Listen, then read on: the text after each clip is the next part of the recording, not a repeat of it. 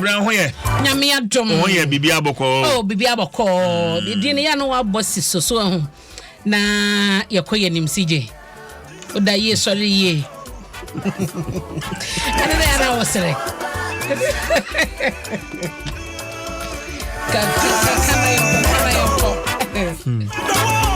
We are to me nyam me bantano ana me mama. Nom say na fnai ono. Ai. So na yokola. I'm now here. Nyame Adom. Yede nyame ase. Unless you because Abna nyewudin. Ebodino. Ana say ahwene nyewudin. Ana poku anso. Na oka opoko aka ahwene. Oka abena. Emu ba ko na maye na den ye mboni nyina ntu ase. Okay.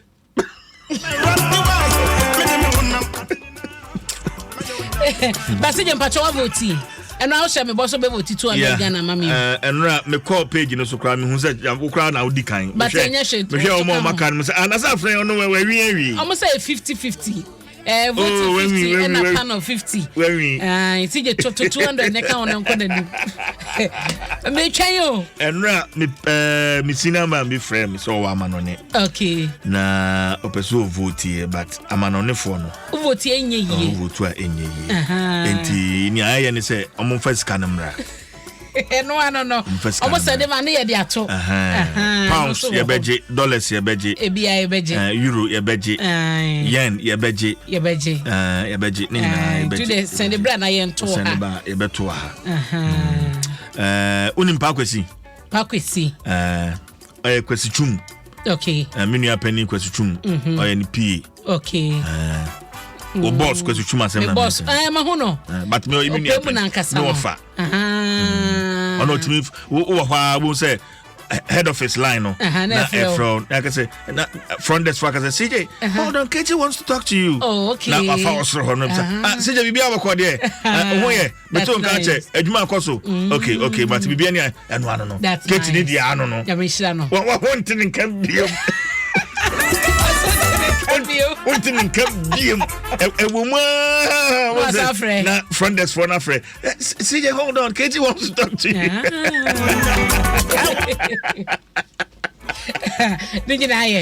Good morning. Na Pakwa she say ene ye Dr. Yaw Edu Jemfi. Okay. Wo East Legon ene na woda. When you're 82 years. 82 years. Yeah. I tap into this blessing. 82 years. 82. Nyameshano. Nyameshano. Sabre ye hia pomuden. Sanse fie no nya bia ye hia pomuden papa e dia ma no e wo ne hyehyɛ ne ade nyina mu. Abna contract ani mo na. Mate. Sige vote o na mewe na you treated airtime. Medase said na ye bekoti Ghana for so ensem kan the people's forum they took empanyfo anim yen kwai na yen hwe da bokata daily graphic ekitame na wo hwe anim ha ya se wonim se electricity nkane antumu na PUC for de beto yanim no ena eye boboso ne de kan e wo fimpi mienu ne aduonu 1 September 2022 into the mamini kana me wish you a happy new month. Ene kona no empacho enkane abo na ekosoro no ababebo ade anasa ejesa nyina mo ahode no ne bo no ekosoro nti ya no wase ne so mame daily graphic de ho asem abaha sanso na eye Ghana aloyafo bia ebeto Jason Penyifo toto niema ene Attorney General Minister of Justice no womo ehye ene chese USA suku pon baako eko eye enkitamudie mekọ wi akire na makwan se Ghana fo binum a womo eye lawyer fo benya kwanya akọ US abrochiman mu na womo akọ yo postgraduate no ewo emre mu no womo akọje entity ni bi edi aka ho entisi ye kasa no first batch ene womo atie mu a womo eko na eno no wo hye eye entichemu no a womo chese state attorneys aban no alayafo miensa na womo ewom na ankrankran de mienu no soso ewom nti no sana entichemu no etie eti ne ye kasa enipa makomako enum na kopiem ewo US a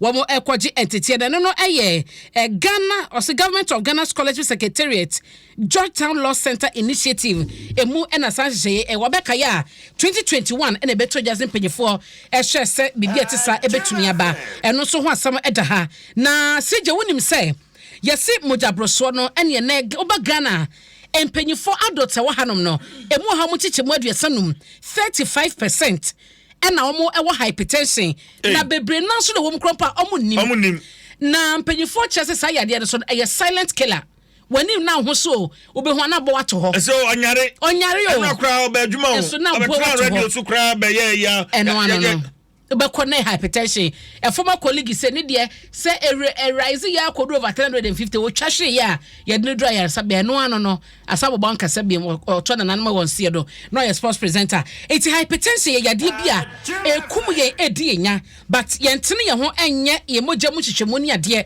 a hunubabi, Jinanti, Sewa, and a Ghana Health Service.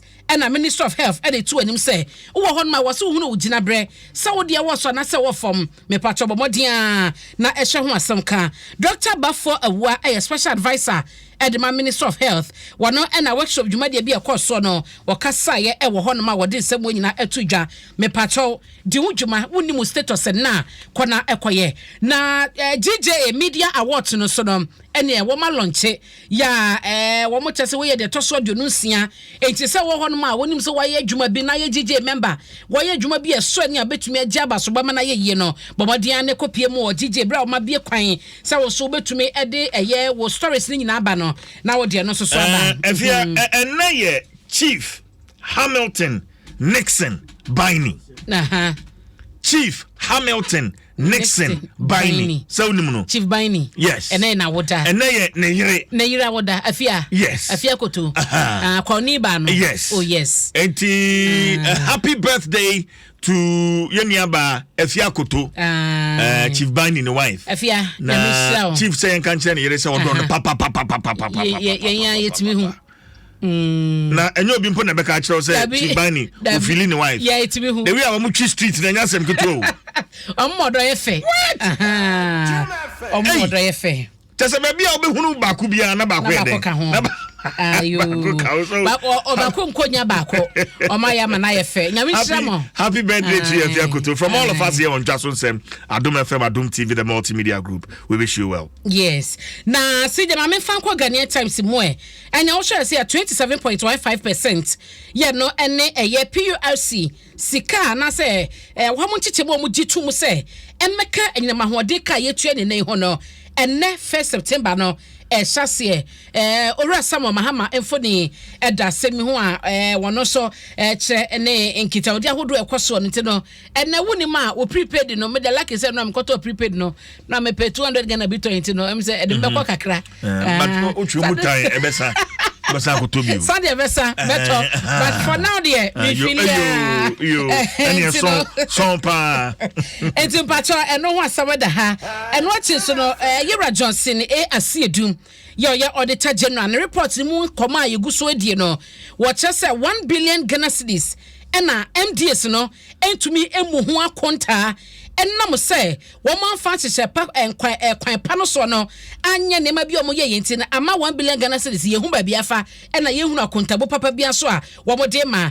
na seje wonim say ye Ghanaian Times abama ne ye se doctor ya wo say adutwum ene ye wakatafa etoso edunum ye se ahemfo bi a wobosomtwe wo ma bona baso na o twetwam ma bona baso ntino chesa dwuma pa ne de wo ya na obi ehuna na abasobo no twatwa so saa nti saasam no eda katafa to so dunum wo Ghanaian Times mu a wonsaka bia benya kenkan na akwa katafa to so enso a omampani akufado na eka se ebraso a ewo se omamu ni nyina tena se din komo na ye hye kwan a oman no efa so bo eye adesua ho tidom eba no fa de ide ewura adesua mu a ho akohia se enkitawde ebekoso wo bibia de na no betumbie na ehunu kwan pa ebefa so ama eye ma no ebeko school anya ne papa so na enkoba so mbeko twesika bia bro so na nka anya hyekra no okwaso no na ye ma no ebeko na ni nyina beto dwa enra Nux National Union of Ghana Students omo president president